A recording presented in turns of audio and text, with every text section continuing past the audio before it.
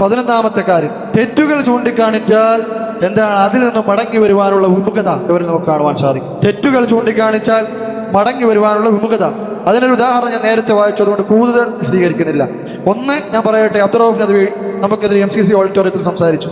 അന്ന് അദ്ദേഹം ഇബ്നു ബാസ് തമ്മാടിയിൽ നിന്ന് ഇൽമെടുക്കാൻ പറയുന്നു എന്ന് അദ്ദേഹത്തിന്റെ ഫത്വ വായിച്ച് അദ്ദേഹത്തിന് മനസ്സിലായില്ല. ഫത്വ വായിച്ചപ്പോൾ മനസ്സിലായില്ല ഇബ്നു ബാസ് എന്താ പറഞ്ഞത്. അങ്ങനെ അദ്ദേഹം തെറ്റിദ്ധരിച്ചുകൊണ്ട് എത്തി പറഞ്ഞു ഇബ്നു ബാസ് തമ്മാടിയിൽ നിന്ന് ഇൽമെടുക്കാൻ പറയുന്നു. എന്തിനു വേണ്ടി അത് പറഞ്ഞെന്നറിയാമോ? നമ്മളെല്ലാം ഇസ്തിലാത്തിൽ പഠിപ്പിക്കുന്നവരാണ്, അതുകൊണ്ട് ഇൽമെടുക്കാൻ പറ്റൂലെന്നാണല്ലോ ഇവരുടെ വാദം. എന്നാൽ കണ്ടോ, ഇബ്നു ബാസ് പറഞ്ഞത് തെമ്മാടിയിൽ നിന്ന് ഇൽമെടുക്കാൻ പറ്റും. അതിന് ഷാഹിദ് വളരെ ശക്തമായി കൊണ്ട് എളിമയായി മറുപടി പറഞ്ഞു. ഇബ്നു ബാസ് അവിടെ അതല്ല ഉദ്ദേശിച്ചത്, ഇബ്നു ബാസ് ഇതാണ് ഉദ്ദേശിച്ചത് മറുപടി പറഞ്ഞു. തിരുത്തിയോ?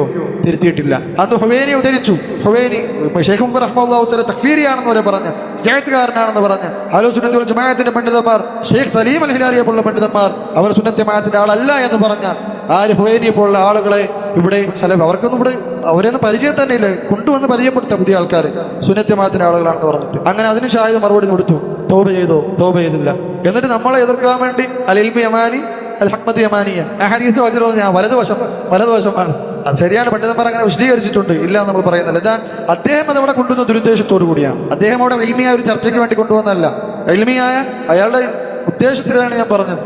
അവിടെ അയാൾ അത് കൊണ്ടുവന്നത് ശരിയാണ്, പണ്ഡിതന്മാർ അങ്ങനെയുള്ള ചർച്ചകൾ നടത്തിയിട്ടുണ്ട്. അവിടെ യമാനി എന്ന ഉദ്ദേശം എന്താണ്? പക്ഷേ ഇയാൾ അത് അവിടെ പറയുന്നത് ദുരുദ്ദേശത്തോടു കൂടി യമനിലുള്ള പണ്ഡിതന്മാരെ എതിർക്കുന്നതിന് വേണ്ടി, ഇല്ലെങ്കിൽ അവരുടെ ആ പോലീസെ കുറച്ച് കാണിക്കുന്നതിന് വേണ്ടി. അപ്പൊ അതിനൊക്കെ ഷാഹിദ് ശക്തമായ മറുപടി കൊടുത്തു. എവിടെ തൗബ? ഞാൻ കാലത്തിനോട് തൗബ ചെയ്യാൻ പറഞ്ഞതിന്റെ മറുപടിയാണ് നിങ്ങൾ നേരത്തെ കേട്ടത്. അത് വായിച്ചു തന്നില്ലേ? അപ്പോൾ തെറ്റുകൾ ചൂണ്ടിക്കാണിച്ചാൽ അത് ചെറിയ തെറ്റുകളല്ല, ഇതുപോലുള്ള തെറ്റുകൾ ചൂണ്ടിക്കാണിച്ചാൽ അതിൽ നിന്ന് മടങ്ങി വരുവാനുള്ള വിമുഖത അത് എവരുടെ ഒരു അലാമത്തിൽപ്പെട്ട ഒരു അലാമത്താണ്, അവരുടെ അടയാളത്തിൽപ്പെട്ട ഒരു അടയാളം, എവരുടെ ഒരു ഹസാലിൽപ്പെട്ടത് ഒരു ഹസ്ലത്താണ്. 11ാമത്തെ കാര്യം, തെറ്റുകൾ ചൂണ്ടിക്കാണിച്ചാൽ എന്താണ് അതിൽ നിന്ന് മടങ്ങി വരുവാനുള്ള വിമുഖത ഇവർ നമുക്ക് കാണുവാൻ സാധിക്കും. തെറ്റുകൾ ചൂണ്ടിക്കാണിച്ചാൽ മടങ്ങി വരുവാനുള്ള വിമുഖത. അതിനൊരു ഉദാഹരണം ഞാൻ നേരത്തെ വായിച്ചതുകൊണ്ട് കൂടുതൽ വിശദീകരിക്കുന്നില്ല. ഒന്ന് ഞാൻ പറയട്ടെ, അബ്ദുറൌഫ് നദ്വി നമുക്കെതിരെ MCC ഓഡിറ്റോറിയത്തിൽ സംസാരിച്ചു.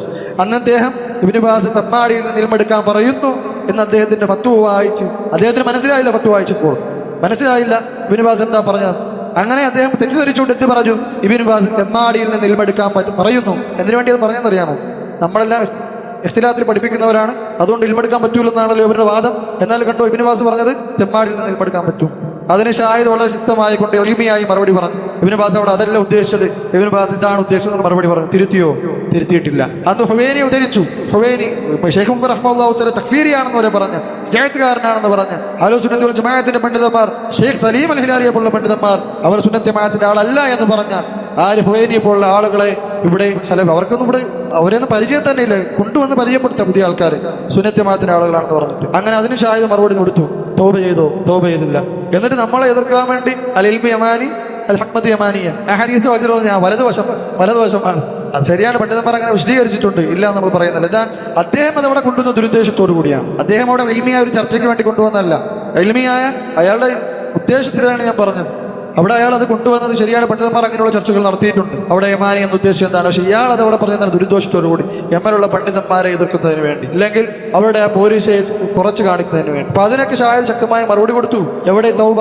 ഞാൻ കാലത്തിനോട് തൗബ ചെയ്യാൻ പറഞ്ഞതിന്റെ മറുപടിയാണ് നിങ്ങൾ നേരത്തെ കേട്ടത്. അത് വായിച്ചു തന്നില്ലേ? അപ്പോൾ തെറ്റുകൾ ചൂണ്ടിക്കാണിച്ചാൽ അത് ചെറിയ തെറ്റുകളല്ല, ഇതുപോലുള്ള തെറ്റുകൾ ചൂണ്ടിക്കാണിച്ചാൽ അതിൽ നിന്ന് മടങ്ങി വരുവാനുള്ള വിമുഖത അത് എവരുടെ ഒരു അലാമത്തിൽപ്പെട്ട ഒരു അലാമത്താണ്, അവരുടെ അടയാളത്തിൽപ്പെട്ട ഒരു അടയാളം, എവരുടെ ഒരു ഹസാലിൽപ്പെട്ടത് ഒരു ഹസ്ലത്താണ്.